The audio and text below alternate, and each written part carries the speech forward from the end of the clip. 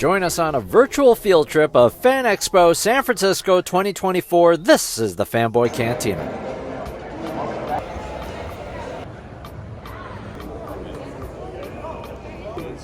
What?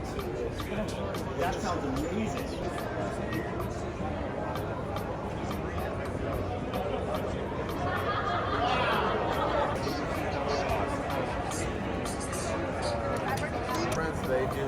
They do work for like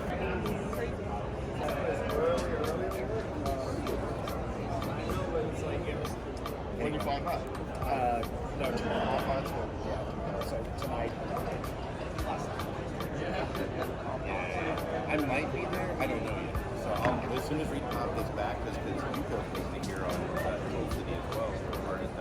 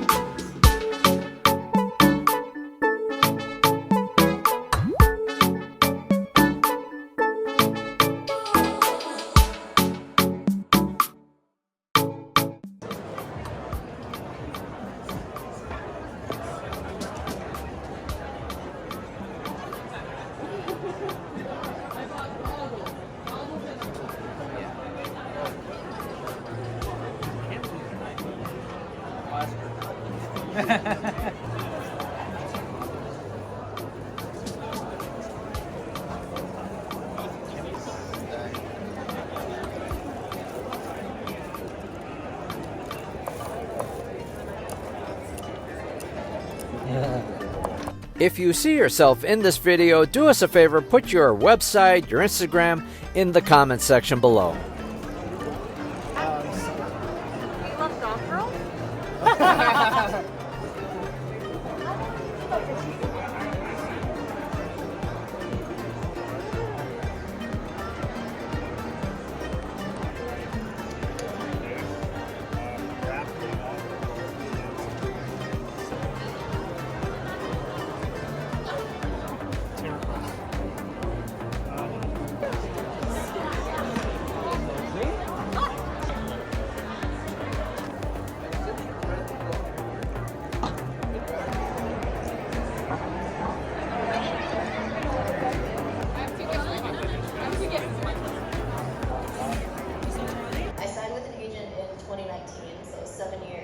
But in that period, I took a couple-year break. A moment where all of us together understood the potential of that character and the fact that would then evolve into very much two different aspects of his personality. So I think that would have to be, because it was, and I remember seeing, on the very first time, seeing it at the Ziegfeld Theatre in New York at the premiere, the world premiere of Two Towers. And I remember the audience sitting there, and I was at the back of the theatre and I was watching, and I literally saw, in that scene, I just saw the whole cinema just suddenly kind of go, like lean in, and we're kind of like, and I just thought, oh yeah, I was part of that. Incredible so much.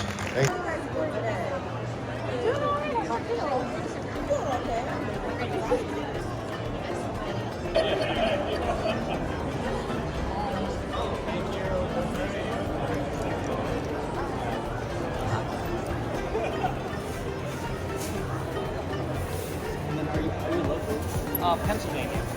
So, not so local. There you are.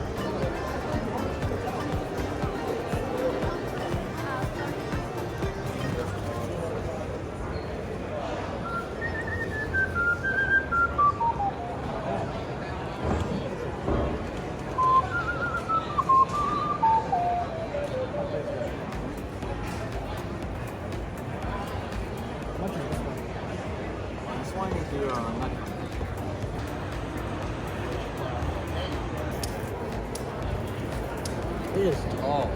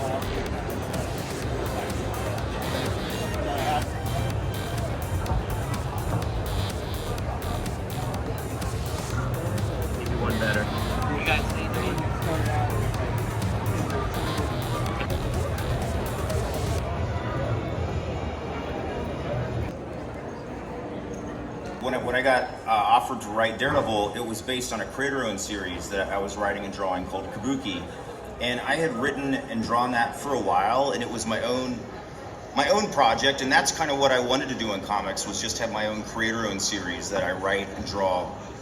And I felt like I was doing that, and it had like a certain, like a decent enough of an audience that was continually growing that I was able to make a living off it, you know, in a modest way. And I was happy with that. I wasn't necessarily thinking I was going to work for Marvel or DC or work for, you know, I was really happy doing the creator-owned book. But it was a character I created, so no matter how I write it, you know, it's my creator, so I'm not doing it wrong, right? But when I was offered to write Daredevil, it was the first time I'd be writing a character that I had not created. So I felt like it was a twofold challenge, because number one, you want to be respectful to the rich history that character has and the mythology of that character and everything that the creators before you have brought to that character. You want to fit in continuity to that and be respectful to it. But at the same time, you can't just duplicate it. You can't be Frank Miller Light. You can't just do it over and over and tell, like, fan fiction it, like tell the same story slightly different or something of what you liked when you were little. You also have to bring something new to it at the same time, you know, in the same way that you're kind of standing on the shoulders of the giants before you and working with the grammar that they brought to that character, but also hopefully to the medium as well, right? Like, you know, different creators kind of bring a different language or different aspects or grammar or vocabulary to that language. So you want to be able to use that and integrate it, but you want to also add something to that language. He inked right on his pencils, and then they FedEx to me that pencil and ink for me to paint on top of the original, with the pressure to not just get it done in time, but not to destroy it, right? Yeah. not to ruin it. Like, now I got to paint on these inks. I don't know if the inks are waterproof or if they're going to run. or if I'm going to ruin it by watercoloring on top of Palmiotti's inks, on top of Casada's pencils.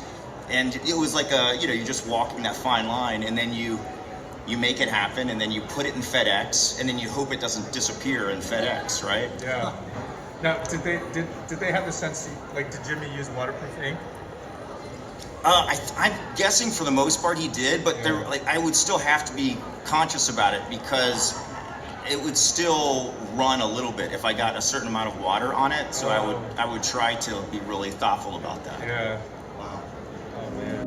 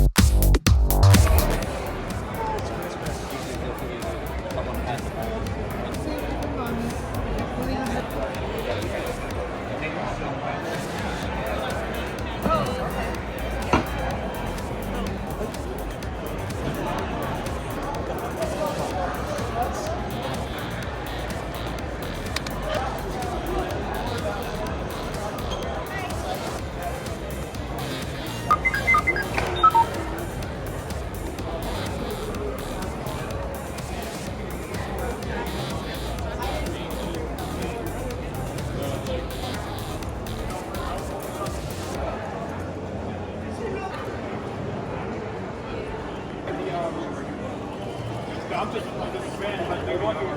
Oh, I live in Martinez, so.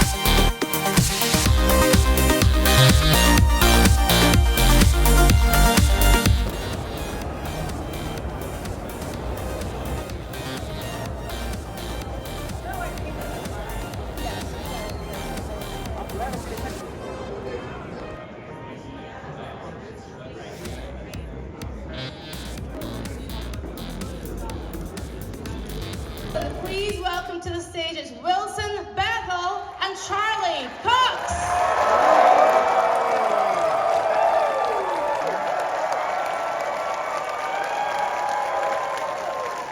Thank you for being here at San Francisco. Like, have you been to the city many times before? I grew up partly here. I went to high school just across the bridge in Marin. Marin County! Where are you at? So yeah, I've spent a lot of time up here. What about you, Charlie? Have you spent a lot of Yeah, time? it's, one of my first trips to America, actually, I came here, and you know how you get your phone now, like, gives you memories? It popped up like a couple of days ago, actually, and there's this picture of me. There's a picture of me in San Francisco, and I have hair down to here. And it's like, and I looked, I was like, oh, I forgot I grew up in the 70s. You know, it's been so many years since we released any Daredevil content. I'm really excited about it, and by the time when we release it March 4th, by then we'll already be shooting season 2.